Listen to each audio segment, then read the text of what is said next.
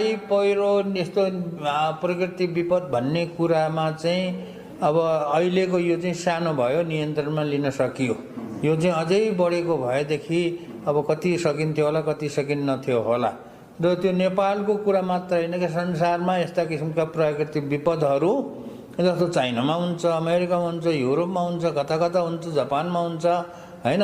अब त्यसको चाहिँ त्यो विपदको चाहिँ हेरेर साइज हेरेर ठुलो आएको भएदेखि ठुलो सरकारले पनि सक्दैन। सानो हो भनेदेखि त्यसलाई चाहिँ सकेको प्रयास चाहिँ गरेको हो। अहिलेको हाम्रो सरकारले राम्रो काम गरेको अब भनौँ न, सानो भएको हुनाले क्रेडिट पनि राम्रै पाएको छ। ठुलो भएको भएदेखि अब कोही सम्हाल्न सकिने नसकिने पनि त हुनसक्छ। प्राकृतिक विपद भन्ने कुरा त अब ठुलो आयो भनेदेखि सबै सम्हाल्न सक्नु त गाह्रो हुन्छ नि। तर सरकारले गर्ने भनेको आफ्नो क्षमताले, बुद्धिले भ्याएसम्म र सकेसम्म बल गर्ने कुरा मात्रै हो।